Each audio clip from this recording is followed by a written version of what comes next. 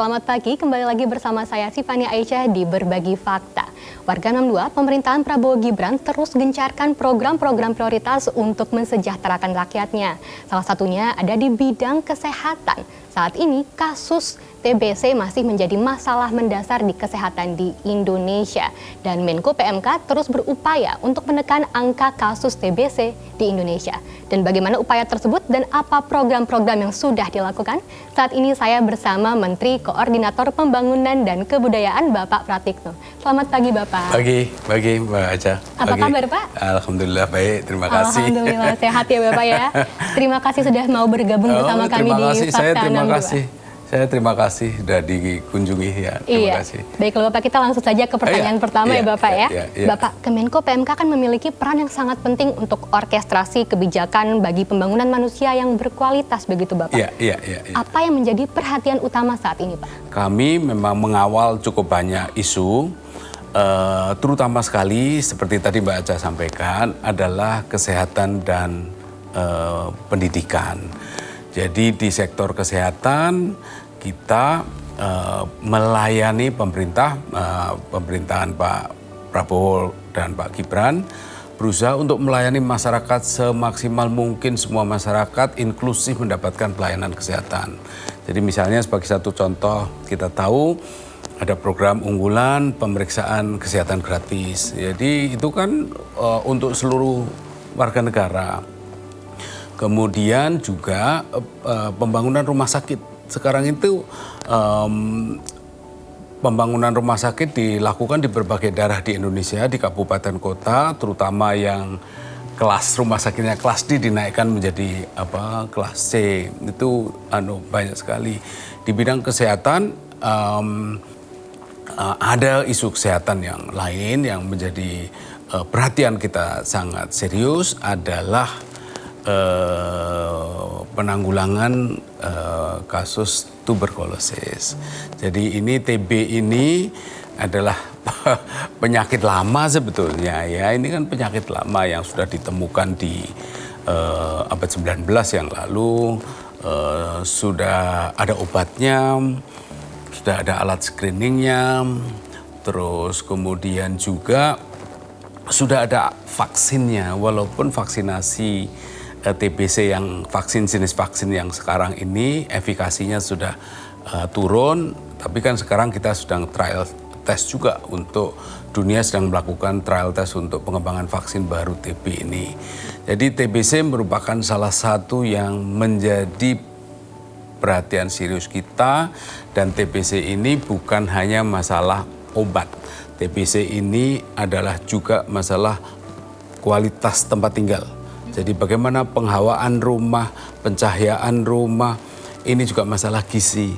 Kalau gizinya bagus, imunitasnya juga akan baik, tidak mudah tertular. Tapi ini juga masalah edukasi. Jadi bagaimana kita memberikan kesadaran kepada masyarakat, ayo segera identifikasi apakah Anda TB atau tidak. Kalau iya, segera berobat, screening lebih lanjut, dan kemudian masyarakat sekitar juga harus mendukung ya, jangan ada stigma. Jadi itulah yang menjadi perhatian serius kita sekarang, salah satunya adalah penanggulangan tuberkulosis, Mbak Aca. Oke, berarti tuberkulosis ya Bapak ya. Lalu sinergi lintas sektor dalam menangani kasus ini apa Pak? Terutama sekali justru banyak mudah berkembang, mohon maaf dari keluarga yang kurang mampu. Satu, gizinya tidak bagus. Yang kedua, rumahnya. Jadi rumahnya itu tidak ada pencahayaan, tidak ada penghawaan, sirkulasi, ventilasi, dan seterusnya. Dan apalagi kemudian padat ya, pemukiman yang padat, dan lain-lain. Jadi sinerginya itu bukan hanya di Kementerian Kesehatan saja gitu. Kementerian Kesehatan melalui Kementerian Kesehatan ada pengobatan, ada screening, alat-alat screening dan seterusnya. Tetapi juga edukasi masyarakat. Misalnya sebagai satu contoh saja, kita untuk menggerakkan penurunan TB ini kita harus mensosialisasikan, melakukan edukasi. Itu kan melibatkan mulai dari aparat pemerintah desa di seluruh Indonesia, terutama 8 provinsi utama ya. Terus kemudian kita juga harus melibatkan tokoh-tokoh agama, tokoh masyarakat untuk melakukan sosialisasi termasuk lembaga pendidikan. Tapi juga kami selalu mohon dukungan dari Kemenko Infrastruktur bagaimana kita juga memperbaiki kualitas rumah. Lalu untuk penyebaran nih Bapak, kan saat ini Indonesia menjadi yang tertinggi nomor 2 di dunia soal TBC ini Bapak. Itu penyebarannya gimana tuh Pak? Data dari tahun ke tahun, kita itu sudah kasus TB itu menurun terus sampai tahun 2020. Jadi tahun 2020 kasus kita itu turun ya, terus ya sampai di tahun 2020 itu sekitar 825.000 kasus di tahun 2020. Nah, Mbak Aca pasti ingat tahun 2020 itu adalah awal pandemi, gitu, pandemi. Nah, 2020, pertengahan 2020 itu kan sudah pandemi COVID itu. Nah, disitulah kerepotan kita terjadi. Kemudian tahun 2021 itu terjadi kenaikan kasus. Tadinya 825 ribuan menjadi 960-an ribu kasus. Tahun 2023 naik lagi menjadi sekitar 1060 kasus penderita TB, dan tahun 2024 sedikit naik lagi menjadi 1090 kasus. Jadi variabel pandemi COVID-19 itu punya kontribusi besar terhadap peningkatan kasus. Ada beberapa penjelasan di sini. Pertama, seseorang yang menderita TB pada waktu pandemi maka menjadi komorbid berat. Dan sama-sama parunya kan, serangannya COVID juga paru, TB juga di paru-paru. Oleh karena itu orang menghindar untuk berinteraksi. Terus kemudian orang mungkin tidak berani ke puskesmas atau ke rumah sakit. Juga dokter sendiri kan sibuk ini dokter. Semua tenaga kesehatan bukan hanya dokter paru ya, dokter paru pasti sangat sibuk dan dokter lain juga sibuk. Nah, kasus pandemi COVID itu berkontribusi menaikkan dari tahun 2020 itu 825.000 kasus menjadi naik sekitar ya bisa 300-an ribu ya, menjadi 1090 ya, menjadi 1090 kasus. Nah, kenaikan itulah yang harus kita.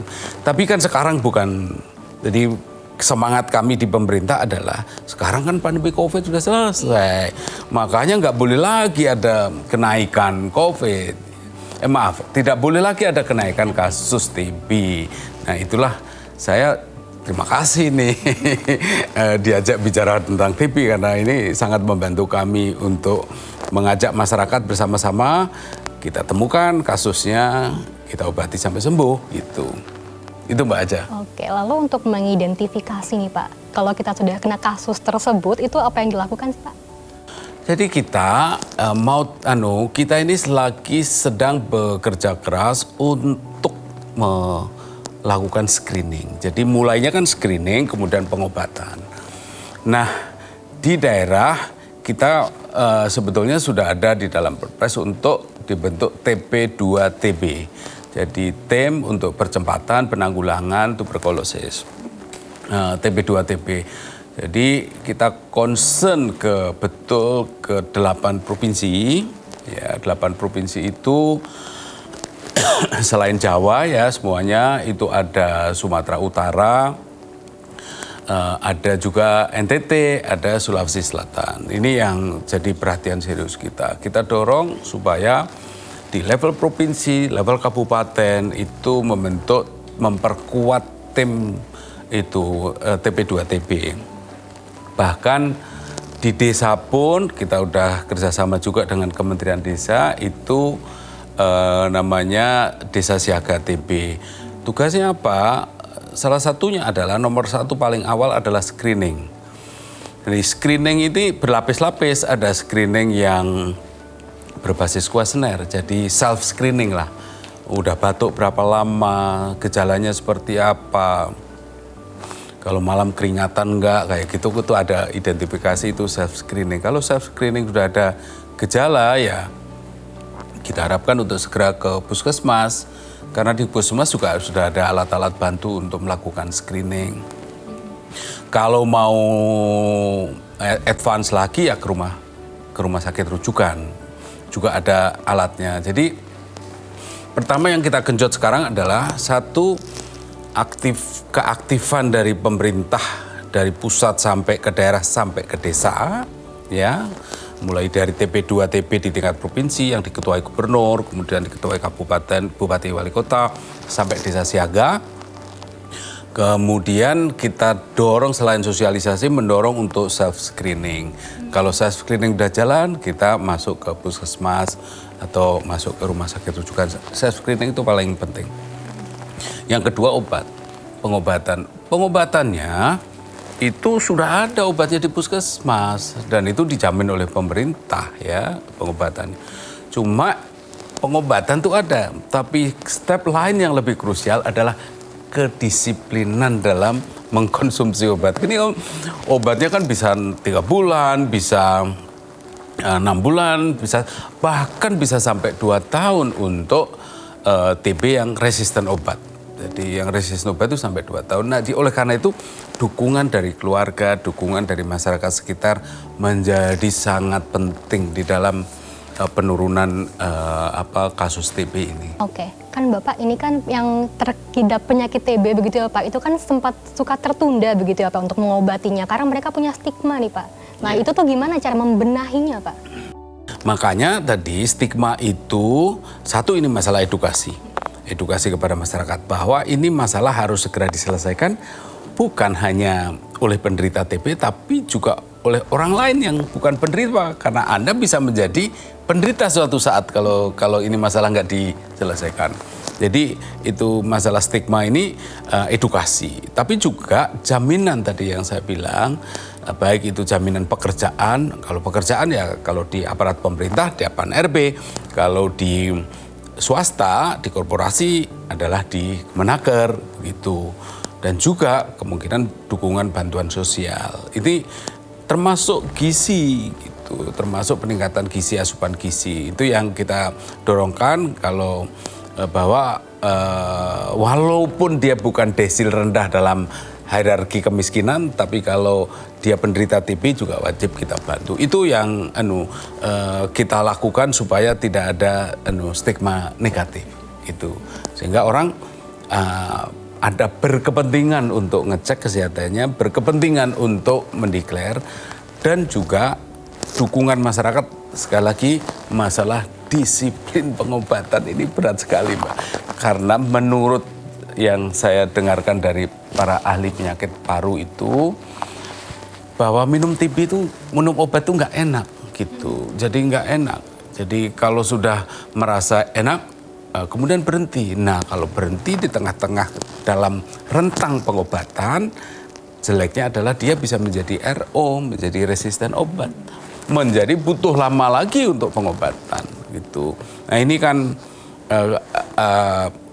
harus menjadi gerakan bersama semua pihak, termasuk yang non penderita. Lalu selain ini Pak, selain disiplin obat begitu Pak, apa yang harus dibenahi oleh masyarakat kita sih Pak?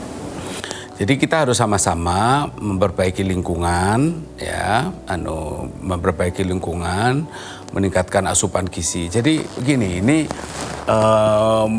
penjelasan dari para ahli, juga dari rapat-rapat kami dengan Kementerian Kesehatan adalah kalau daya tahan tubuh tidak bagus, asupan gizi tidak bagus, dia juga mudah tertular.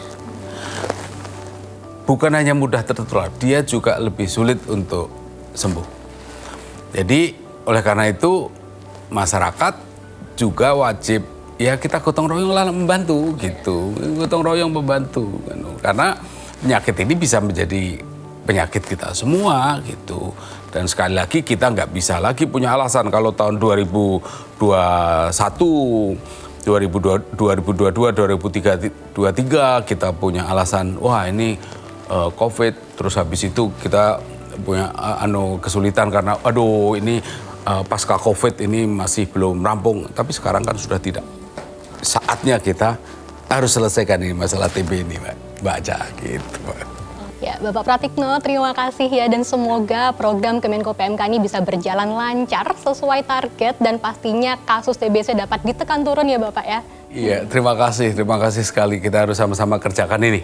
Dan kita punya jargon, kita sebutnya TOS TBC. Aduh, ayo kita TOS TBC Pak, gimana tuh Pak? TOS itu temukan, obati sampai sembuh. Ya, terima kasih ya. Nah, Warga 62, Fakta 62 masih memiliki berbagai informasi menarik lainnya. Jadi jangan kemana-mana, tetap di MDTV.